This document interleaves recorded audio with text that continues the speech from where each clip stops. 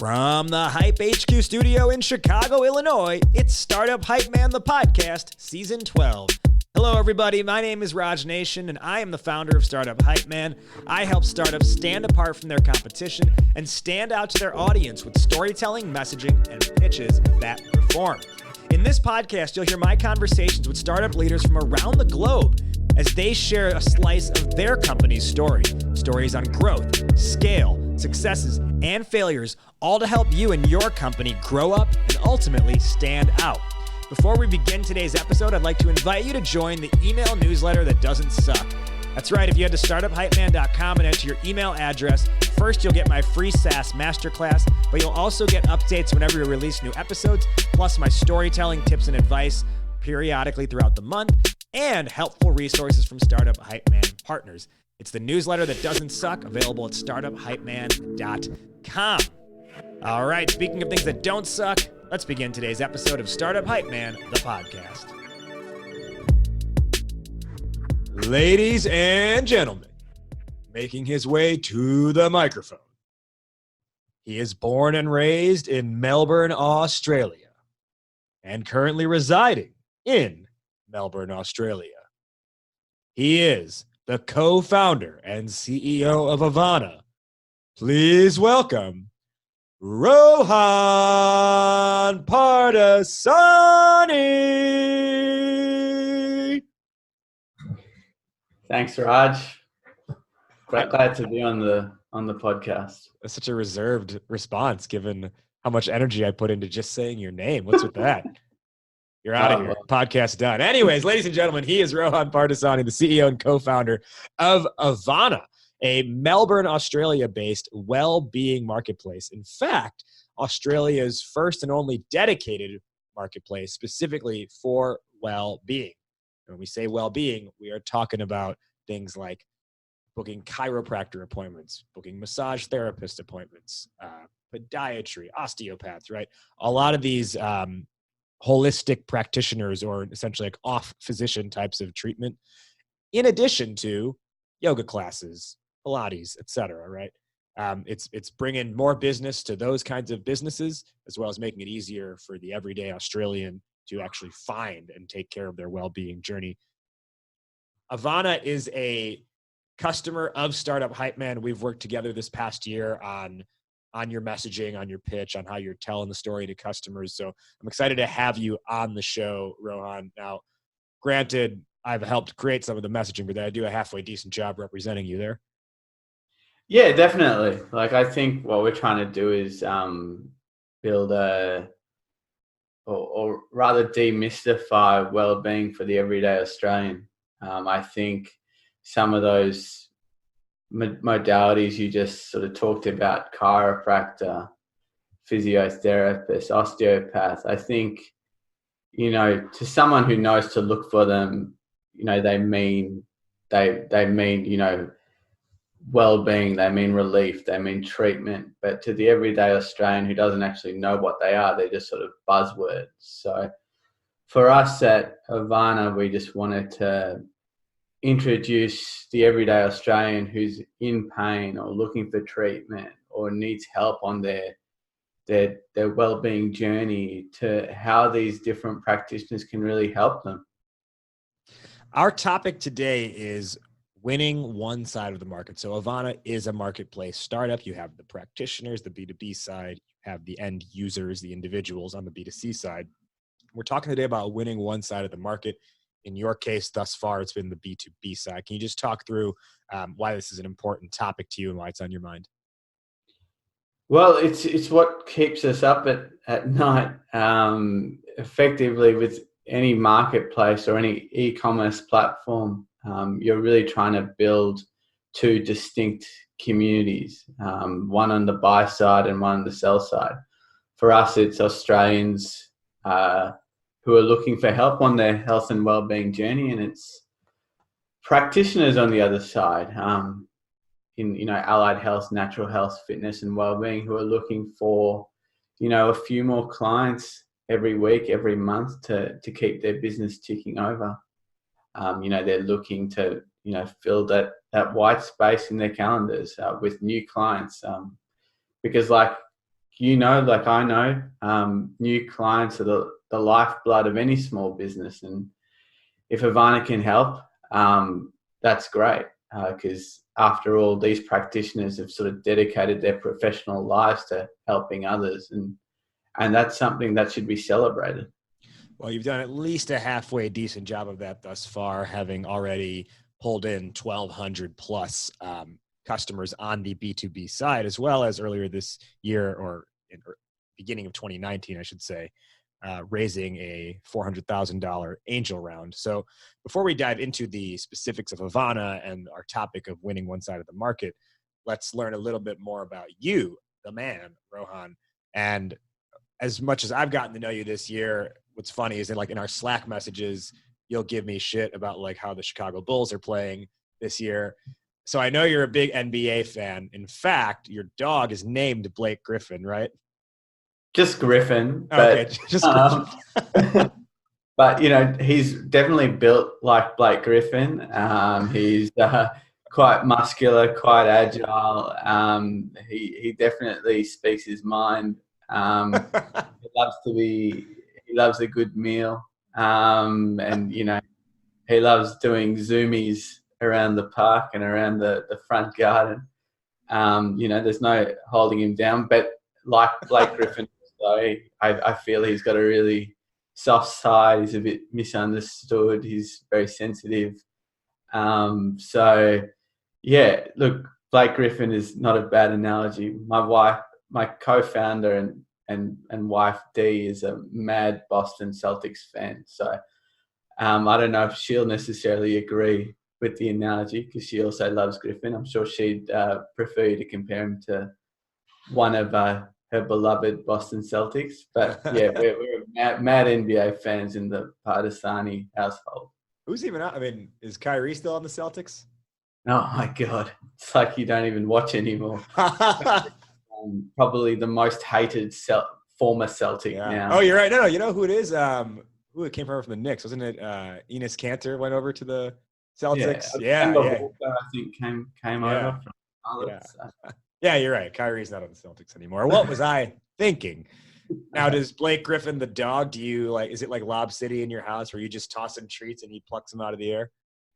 Yeah. So Blake Griffin has, I don't remember if you recall in the old LA Clippers days, there was Blake Griffin and Chris Paul. Yep. So we've got two dogs. The other dog's name is Merlin. Not Paul or not Chris. But he is like Chris Paul in the sense that he's the boss of the house and he tells Griffin what to do. So, it's all fun and games. They're also both endorsed by insurance companies. Your dogs, that is. So, okay. So dogs aside and NBA fandom aside, I'm curious, you're an entrepreneur now, but that obviously hasn't always been the case. And I don't think anyone's always been an entrepreneur, but you actually have a degree in law. So how did you, what led that transition from practicing law, and what kind of law were you practicing, into Avaana? Yeah, so I was a corporate mergers and acquisitions lawyer for the better part of 8 years. I worked in a firm or a couple of different firms in Melbourne. And I think over my journey as a lawyer, we were usually helping businesses and helping shareholders achieve an exit through the sale of their business. Or alternatively, we were helping them, or rather documenting the raising of capital from external investors. And I guess we were helping them a lot of times in what were the most sensitive and most, the largest transactions of their professional lives. And through that whole process, you sort of got a little bit of an insight into, what business must be about and their day-to-day lives, and what it means to be, the one actually calling all the shots and doing all the deals. And I think every M&A lawyer sort of feels this at one point in time, because we all think we're really smart and we all think that we're just, know everything, that, you've got a client on one side and you feel like, look, I can make better decisions. Like, this doesn't look that hard. Like, he's sort of, he more or less does what I say anyway. And you sort of yearn that, that you like me anyway. I sort of really wanted to be the one calling the shots, and I wanted to build something of my own. And that's a kind of the start of my entrepreneurial journey, just knowing that, there was always something more. I just wanted to be off the sidelines as an advisor, and I wanted to be in the main game. So that's, I guess, how my journey started. Take us through the sort of light bulb moment with Avaana. What was the story there? Yeah, Avaana was something which sort of came to us, being me and my co-founder Dee, when we were on holiday, and we were actually just wanting to get a massage, like a lot of couples do. And at that point in time, online booking technology still wasn't widely spread, and even if it was being used by some clinics and some day spas, there was this whole issue around trust, like, how do you know that someone's any good? And there was no sort of way for us to measure that in any meaningful way. So we were on holiday, and I think we called about 20 different day spas looking for a last minute massage. And, 20 calls later, there was still no massage. So after spending half the day on the phone of a 2-day getaway, we came back to Melbourne as stressed as we were before we left, just wanting to, have a fun holiday, but not able to actually achieve, the relief that we wanted in the form of a massage and some of the other sort of wellbeing treatments that we were looking for. And we thought, look, in this day and age, it should be easier. And that's the light bulb moment for me. Now, for anyone listening, you may hear that story and think, oh, well, there's, like, in the US anyway, there's Mind Body, there's ClassPass, but Australia, that doesn't seem to be the case, right? Like, it's not as prevalent, or it's just not. No, it definitely is as prevalent. But I think when we came up with the concept of this, it was quite a few years back. Like, it was 3-4 years back now.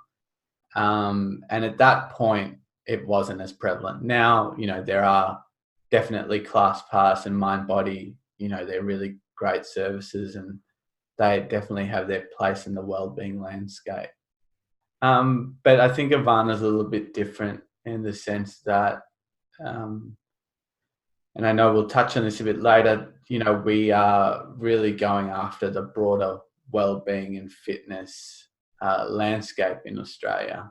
We're not discriminating.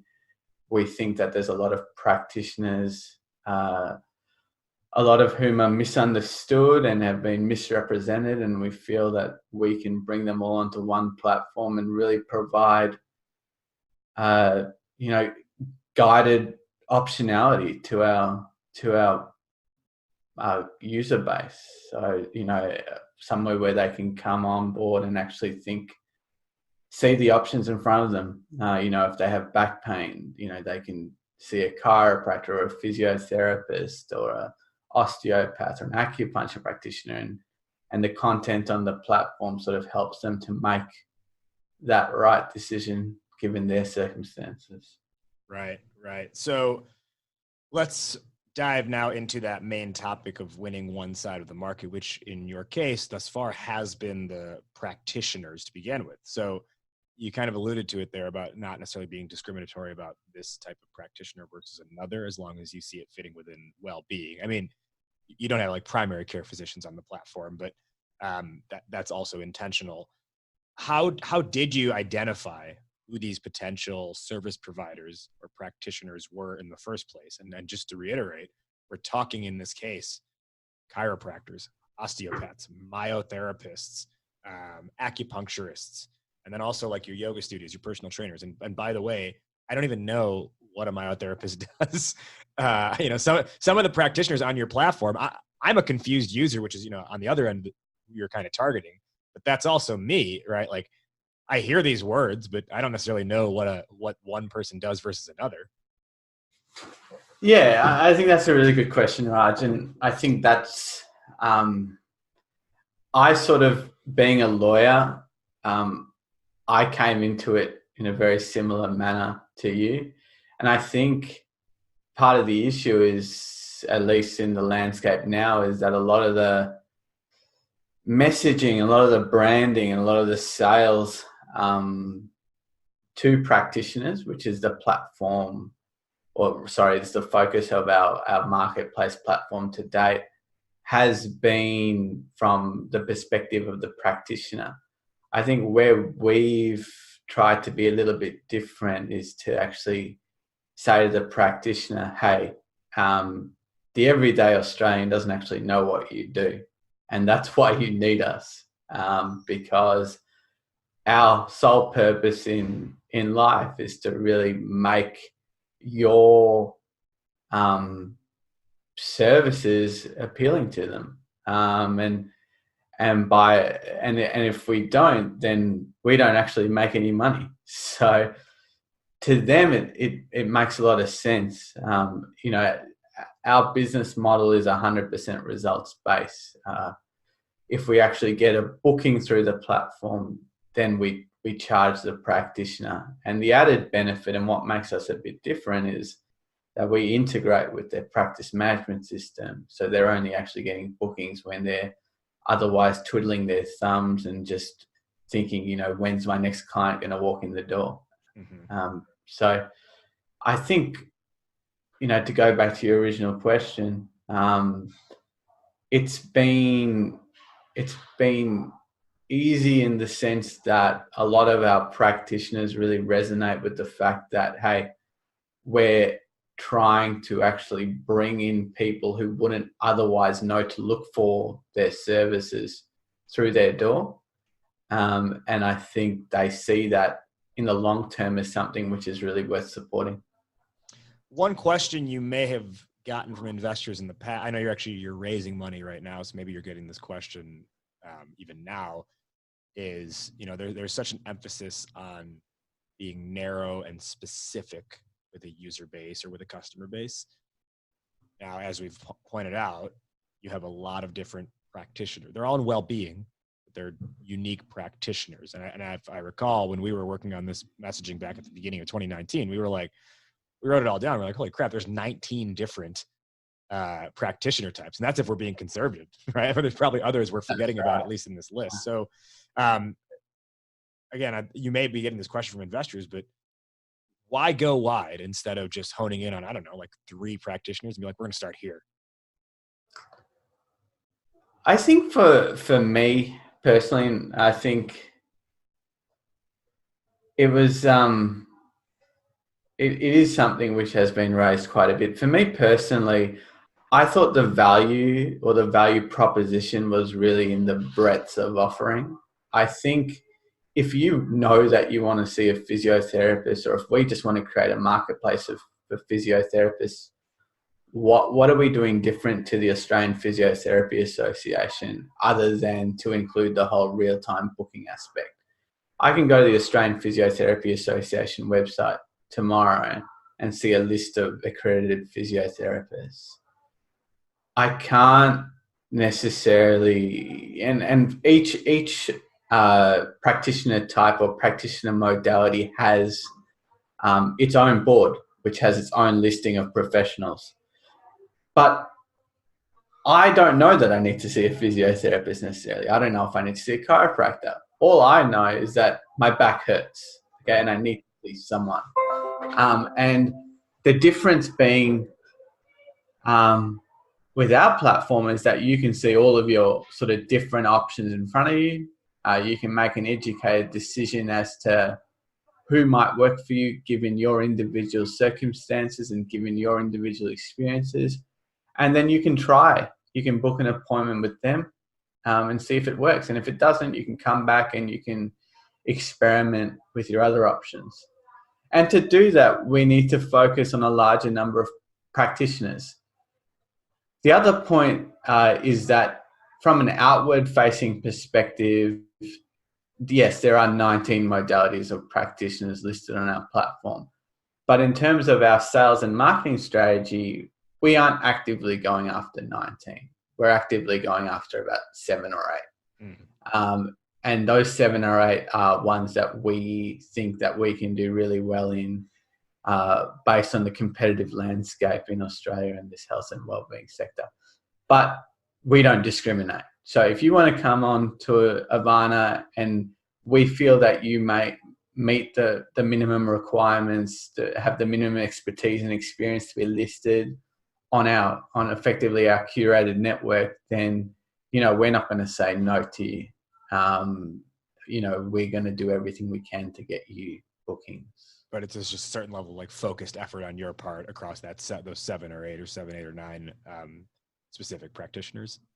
That's right. And, we've identified them based on our early successes with those sorts of practitioner types, to the point now that we're just trying to, not we're just trying to, but we are filling in gaps in our network. So the great thing about, or the great thing, depending on who you ask, if you ask our sales rep, it's probably not a great thing, but great thing from my perspective is that we're trying to fill, we're trying to, have a network by both suburbs in Australia. So we want a physiotherapist in each of the key suburbs in Melbourne and Sydney initially, and each of the 8 modalities, we want a practitioner in each of the key suburbs. And obviously we want a different types of practitioners in each of those suburbs, so that the user has choice.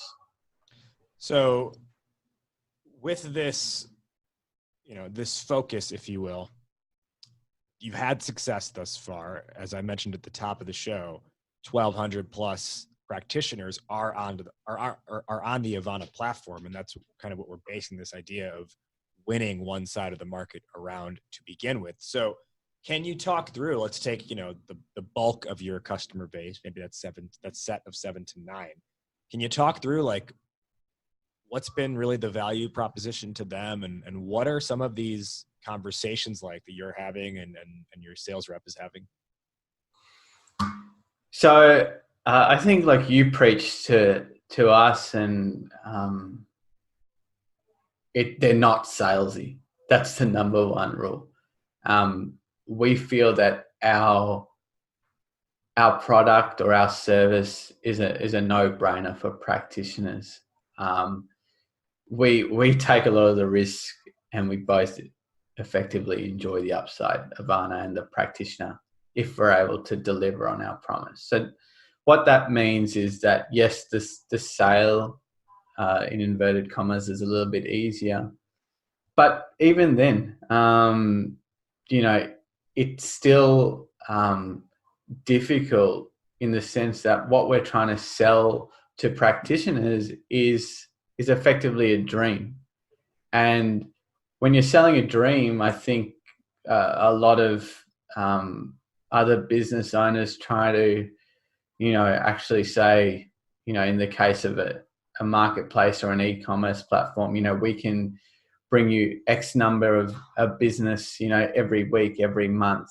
For us, we actually go the opposite way. We're pretty upfront around our strategy. We say, look, step 1 is build out the practitioner network across Australia or across Melbourne and Sydney. And only once we're happy with that network will we actively start spending money on bringing on mass users. During that time, you might get, a booking every couple of months or whatever. But we've actually structured our model such that if you don't, we can still keep in contact, and we can still keep engaged, and you're not going to lose anything along the journey. In that respect, it sounds like trust is a big part of this, as well as really just getting people to buy into the larger vision of Avaana. So I want to take the conversation in that direction next. But before I do, I want to let our listeners know about a new partner of the show in Sales Hacker. if you have been listening to the show for a while, then you know, really I've steered this more in a direction of having B2B startups as guests, or startups like Avaana that might be a marketplace, but they do have a B2B side in that marketplace. And Sales Hacker is the world's smartest community for forward-thinking B2B professionals. They got 135,000 members, and that means whether you're a CEO, a head of sales, or a sales rep, Sales Hacker is helping you get better at your job, period, with podcasts of their own, articles, webinars, and research from actual sales experts and practitioners, including yours truly, your boy, Startup Hypeman, Raj Nation. It's no fluff from outside content marketers, just like straight dope to grow your sales acumen. I really love what they're doing, and I'm so excited to have them as a partner of this podcast now and really just do more things in partnership with them overall.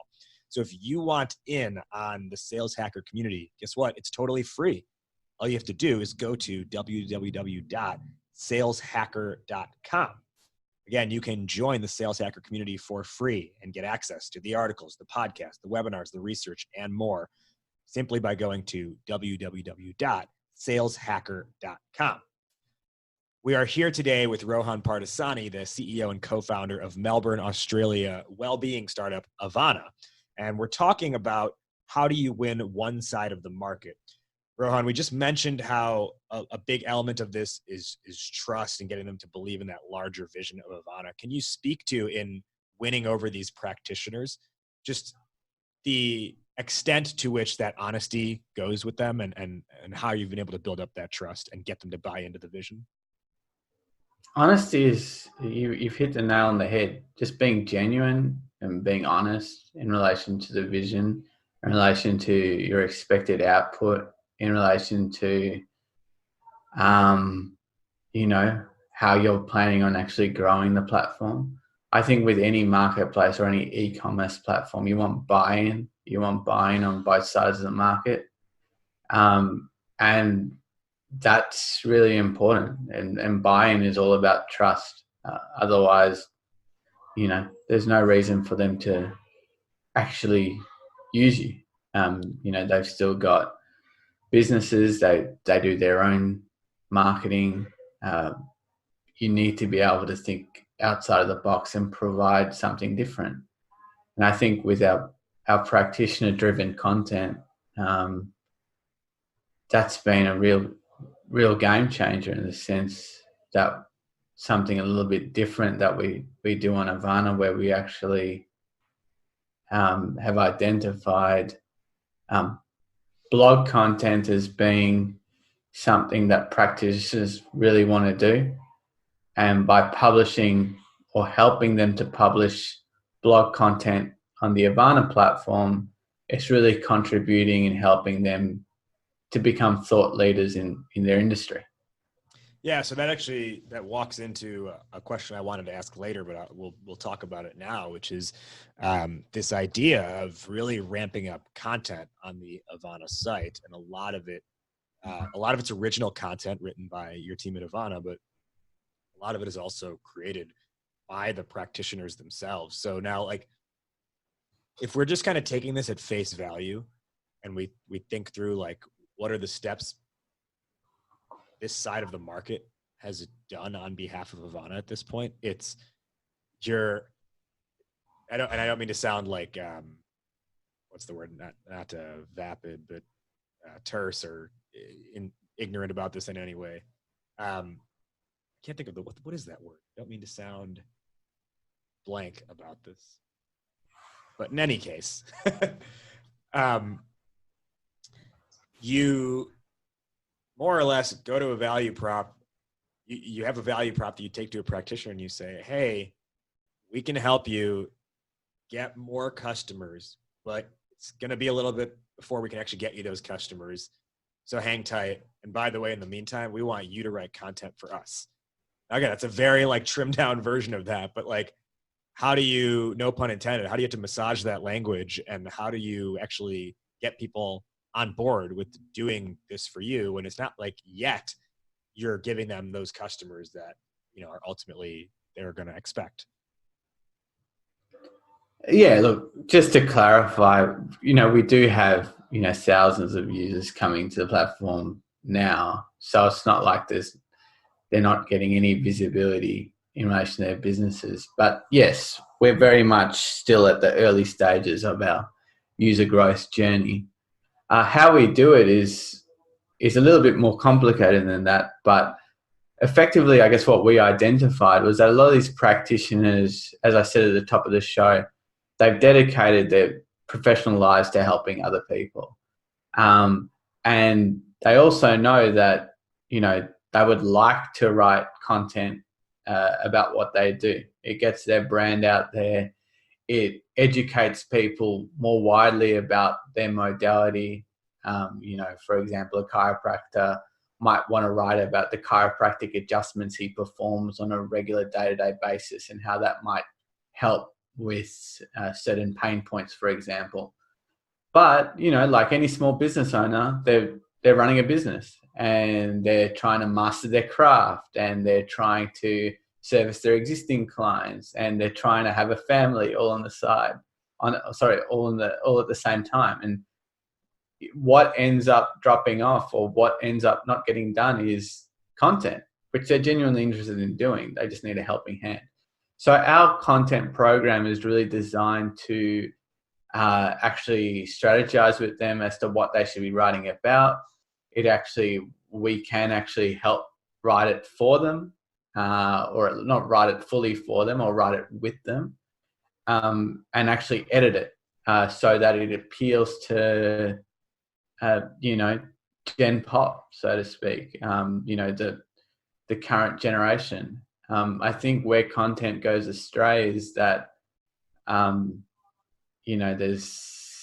it doesn't relate to the target audience, and that can be really difficult, especially with health and wellbeing practitioners who want to talk about really complicated techniques that they may have just recently put into practice, or that might be at the cutting edge of their modality. But the modern generation just doesn't care. They just want to know how you're going to actually cure my back pain.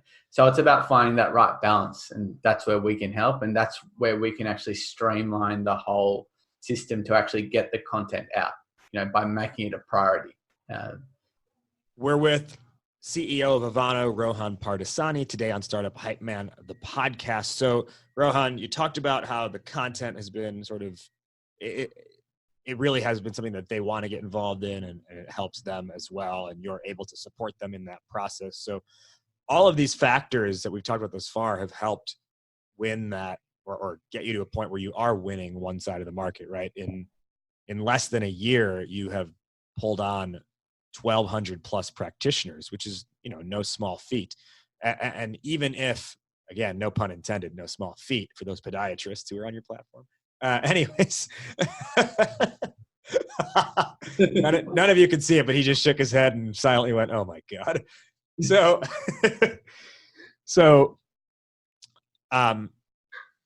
part of this acquisition process has actually been having to make a lot of cold calls, right? And in that process, oftentimes you're not able to speak right away anyway, directly to the practitioner. Like if you call the office, in a lot of cases, there's a receptionist who picks up. And I know anyone who's done sales before knows like the struggle of the quote unquote gatekeeper that is the receptionist. How have you guys been able to successfully navigate that? To be honest with you, there's no magic formula. Ben, who is our head sales rep at Avaana, he's very personable. He doesn't come across as a sales rep. He just comes across as a regular guy who's, he's trying to obviously sell a product, but he's trying to do it in the most respectful way possible. He has all of the regular strategies around trying to extract the email address of the decision maker from the receptionist and, trying to get through to the decision maker. But I think what it comes down to is a couple of things. Number one is having, robust email sequence systems, cadences which support your cold call efforts. And number two is persistence, right?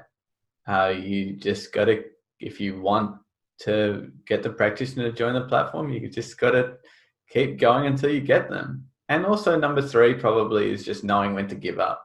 You know, in our space, there's no shortage of health and wellbeing practitioners, especially in the more populated cities in Australia. So if someone doesn't want to be someone doesn't want to be involved, then, you know, it's their loss. You know, we think that we're going to deliver a great product, and we are delivering a great product. And if you don't want to be involved now, you know, we're not going to say no to you when you come back, but, you know, this train is moving, as they say. And, you know, we're not stopping for anyone. Yeah, that's funny. That's really not a stance you hear often when you think about cold outreach. Like, just know when to give up. People rarely talk about that, and they talk about all the things you need to do to not give up. But it's funny because sometimes it's like, yeah, just move on, go to the next person. Yeah. Before we begin our wrap up, we have talked today about winning the one side of the market, in your case, practitioners. I have to imagine 2020 is going to be focused more, or at least part of 2020 is going to be focused more on the user side. What are your thoughts around that, and sort of what's the plan from here? I think the user side of the platform is something that we're becoming more and more comfortable with. If you had asked me 12 months ago, you know, what are your plans to start bringing on users to the platform, I would have said, I don't bloody know. To be honest with you, you know, it's all a little bit too much. But I think what we've learned, I guess, at least through our pilot testing, is that a multi-disciplined approach to user marketing is what's required. We don't want to anchor too much to any one strategy. So I think in every marketplace and every platform which is online, digital marketing is still the key way to bring users to your platform. It gets a lot of bad rap, especially in modern times, but it's still an effective way to bring users to the platform. So whether that's you know, Google AdWords or Google Ads or Facebook marketing or TikTok marketing, they all have their place, and they're all things that we can utilize. I think for Avaana, I think influencer marketing is going to be something which is really going to be important moving into next year, because I think effectively what we're trying to sell is our services which have been very much reserved for professional athletes and for people who are somehow in the know, like people who have, you know, this competitive advantage that people didn't or that the everyday Australian doesn't know about. You know, I remember we talked about our NBA fandom at the start of the podcast, and I remember seeing a documentary about how, I don't know if you remember a basketball player by the name of Grant Hill. Come on.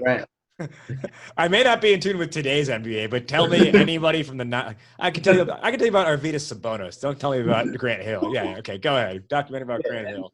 I think this is a good example, given that the podcast probably goes out mainly to the US. But I remember seeing a documentary where Grant Hill actually credited acupuncture as the reason why he was able to recover from his he had like a near-death experience, latest injuries, and he actually credited acupuncture as the reason why he was able to prolong his career after those and recover from those injuries.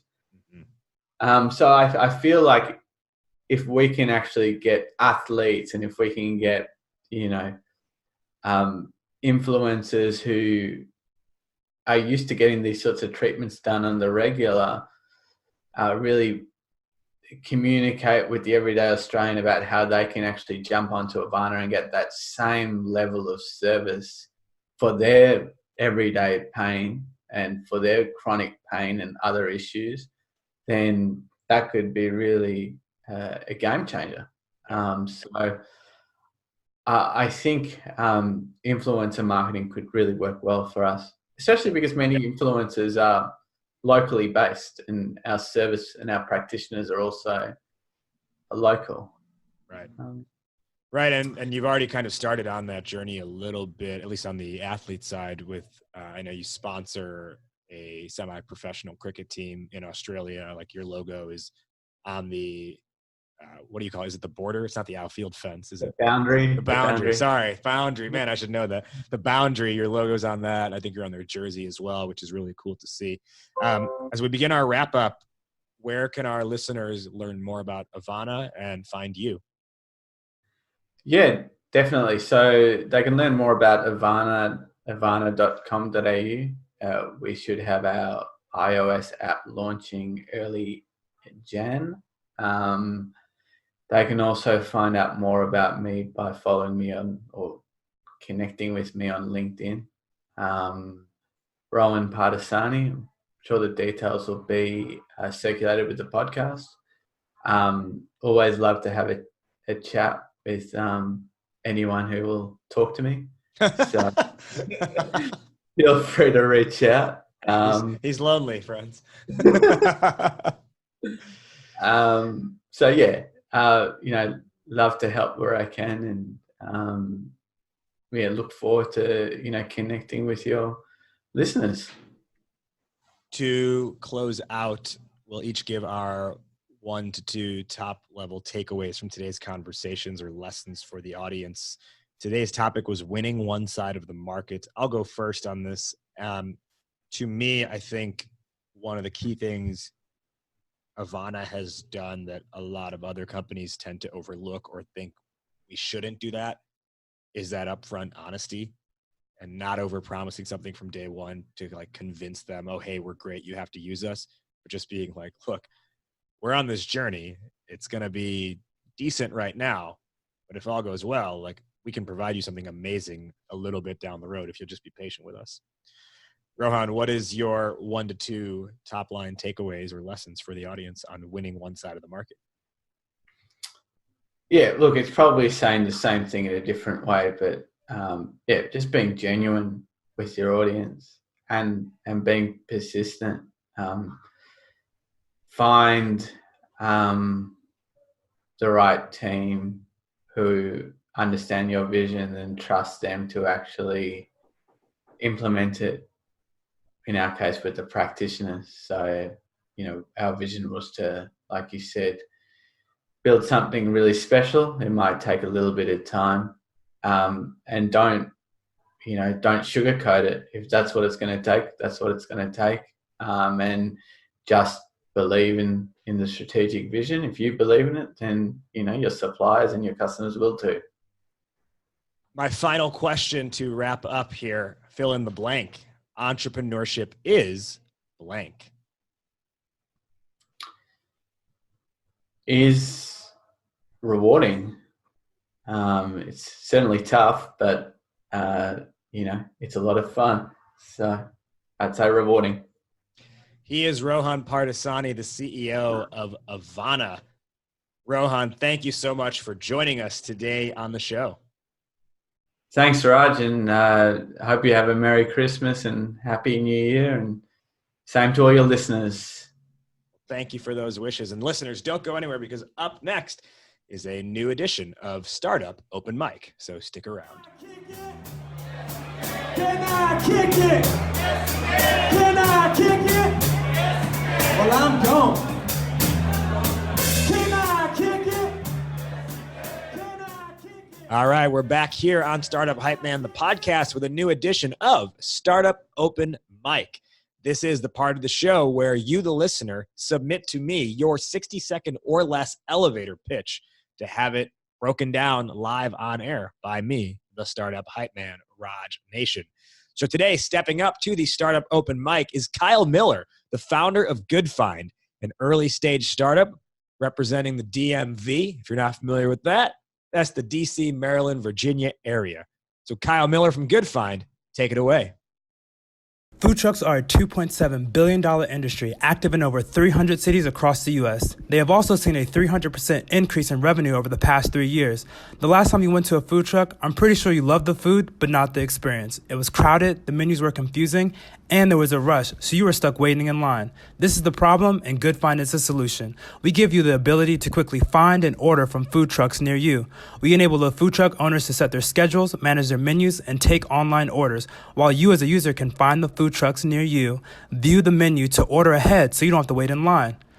We have been around for about a year, and we have over 30% of the food trucks in the DC, Maryland, Virginia area on our platform. We're growing by 30% month over month and have over 2,500 users on our platform with no marketing or paid advertisement. We have in-house expertise in design, development, and product ownership.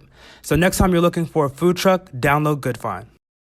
All right. Thank you, Kyle. So I really liked the general flow of your pitch. Excellent job there. I think you've definitely got the right elements in place and for the most part in the right order to identifying that problem up front and then allowing that to lead into ultimately the solution. Here's some feedback I've got to optimize it and make it even better. You start off the pitch with food trucks are a $2.7 billion industry active in over 300 cities across the United States. They've also seen a 300% increase in revenue over the past 3 years. Those are good stats, but don't lead with those. For an elevator pitch, lead with something that's more personal and emotional. So I would take that section that I just read back there or recited back and bump it to the end of the elevator pitch. Because I'm not going to really get hooked in by numbers, right? You want me to have something that I can have like an emotional attachment to, something that allows me to experience or feel the pain or resonate with it. I always say no one can visualize what 2.7 billion of anything is, right? There's zero emotion around 2.7 and around 3 billion of anything. And the other thing you have to realize is that in this type of an elevator pitch, you have it designed for an investor. Those kind of numbers are like table stakes, right? Like don't try and win them up front on, hey, we have this big of an industry. Have that information, but put it more on the back end because you wouldn't be talking to them unless you had a big industry, unless the industry was growing, right? So move those two stats, 2.7 billion industry across 300 cities and 300% year over year increase in revenue. Move that to the back end of this elevator pitch. And then when you can start with is how you talked is what you then said, which was, if you've ever been to a food truck, then you know what the experience is like. You have to wait in line, it's crowded, etc. So I would just start off with that. Once you identify the problem, you have this transition where you say, this is the problem and Goodfynd is the solution. I would cut out that part right there because it's obvious based on what you just said that was the problem. You don't need to then highlight it for people that, hey, what I just said is the problem. Now I'm going to speak about the solution. I would find a better segue. Something that's got a little like more pep or zip to it. So after you go through those few sentences of the problem of the crowdedness, menu issues, all that stuff, then you could go to something like, for example, let Goodfynd fill your plate. And from there, you then move and talk about the solution. Speaking of the solution, the way you currently phrased it was you say, Goodfynd helps food truck owners to set schedules, manage menus, and take online orders. While as a user, you can find the food trucks near you, view the menu to order ahead so you don't have to wait in line. Now, I think it just gets a little bit mouthy at that point. So I think the way we can trim this is by modifying it to something like, I think something as simple as Goodfynd helps food truck owners streamline their operations and helps foodies and helps, their customers find or place the orders ahead of time, right? It could be as simple as that. We help food truck owners optimize their operations and we help their patrons get their food the second they walk up to the window. That is a way you can trim down what was probably 3-4 sentences that took a lot of time. You could trim it down to essentially one sentence with a comma. And I think it won't make the listener kind of get caught up in the details at the end of the day. The back end where you explain the growth of the company thus far, I think is great. And then I would just add in those industry stats on the back end. Probably don't necessarily say like we have an accomplished team. I think that's just kind of like, yeah, okay, I get it. You already made your case with the other points there. So that's my feedback with Goodfynd. Thank you, Kyle, for submitting to this edition of Startup Open Mic.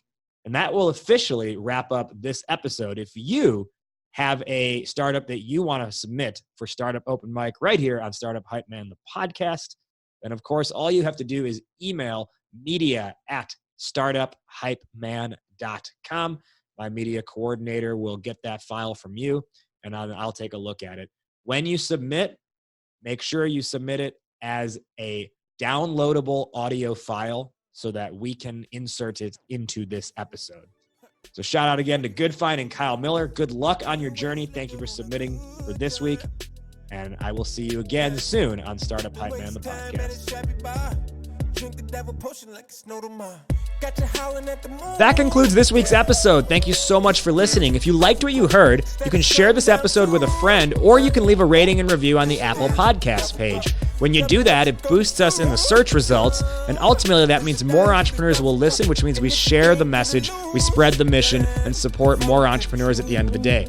You don't have to stop with the podcast if you want more. And if you are interested in telling your company's story better across your demo calls to investors and to any audience you seek, well then why not have a conversation with me? Head to startuphypeman.com, fill out a form there, and let's talk. If you've got recommendations for future guests for the show, or you want to be a guest on the show yourself, email media@startuphypeman.com. That'll tie a bow on this one. Thank you again to this week's guest for joining. I am Raj Nation. You have been listening to Startup Hypeman, the podcast. We will see you next time. Hype man out, word up, raise up. Got you howling at the moon. Yeah. This a dance with the devil, girl. Instead of sundown too. Yeah. This a dance with the devil, girl. Tell me what you gonna do. This a dance with the devil, girl. And if you can't get it loose, then fall into the truth. It got you howling at the moon. Yeah. This a dance with the devil, girl. Instead of sundown. Yeah. This a dance with the devil, girl. Tell me what you gonna do. This a dance with the devil, girl. And if you can't get it loose, then it's a dance with the devil.